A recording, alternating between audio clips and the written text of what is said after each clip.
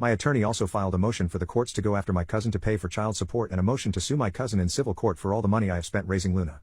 The private schools, dance classes, Girl Scouts, horseback lessons. After my attorney explained to the judge that my cousin committed fraud for knowingly allowing me to raise his daughter and not offer any financial support or assistance. It was a Hail Mary, and the damn judge agreed. I didn't bother looking at Mary Soul when the judge made her decision. I didn't bother listening to her as I walked out the courthouse. I didn't care as I heard her cry. Her telling me that she only cheated one time and was faithful ever since.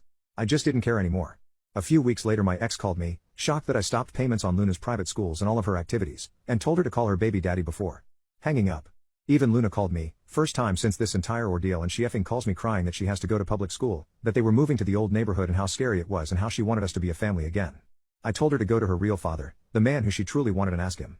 I yelled at her, told her that not only she knew for years, but I read all the text messages, the back and forth, and from her own words, she was thankful that a hoodlum like me wasn't her father, even though I haven't been a hoodlum since the day I found out I was going to be a father. I hung up on her after that. I thought about ending it countless times. Thought about ending my cousin, but I made him pay. He had to pay me $500,000. I left New York shortly after. I just picked a random state and city and just left. Opened up a new shop, got a house, but for 2 years I had trust issues. For 2 years, I saw a therapist, anger management, I went to rage rooms. It was difficult. Until I found myself going back to church, and ironically that was where I met my fiancée. Jocelyn is wonderful, she just turned 30 at the time and we just hit it off. I told her everything that happened to me. I explained to her that I'm going to have trust issues and she understood. A year later, she told me that I was going to be a dad and insisted that I have a DNA test, just so I can have peace of mind. I forgot what it felt like to be happy again, and when my son was born, I was overjoyed. I called my grandmother for the first time in years. She cried, and when I told her about my son, she insisted that I come to New York so she could meet her great-grandchild. Guilt-tripping me by saying that she's 90 and would like to see me one more time, and I agreed. We flew to New York, rented a car and drove to Bushwick. The one thing I dislike about the hood.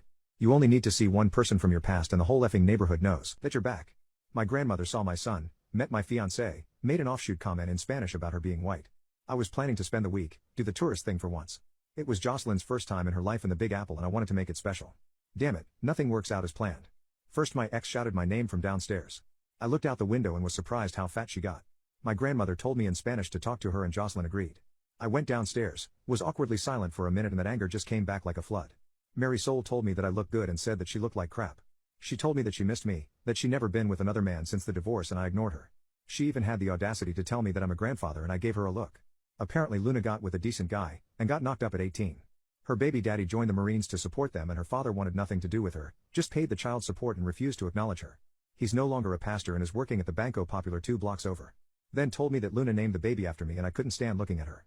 Mary Soul wanted me to wait because Luna was on her way over and I just walked away. I went to my grandmother's house and I didn't have to tell Jocelyn anything. She just knew and we left.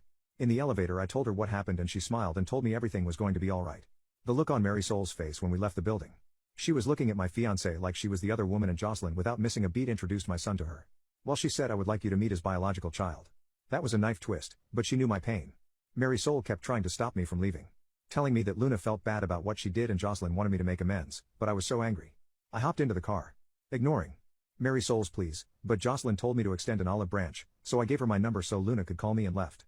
At the red light I saw my cousin by the Cuchifrito stand and I don't know what came over me. I got out of the car, ran up to him and laid hands on him.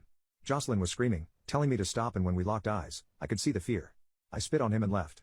I'm back home. Working, being a dad, and a good fiancé to a beautiful woman. Yet since going back, when I'm alone with my thoughts the anger comes back. Luna did text me with a picture of her smiling with her son and telling me that she was sorry for what she did. Yet, I don't know if she's sorry that she missed me or if she's sorry because the man she wanted to be her father wasn't the man she thought he was. I want to reach out to Luna, but I'm so scared.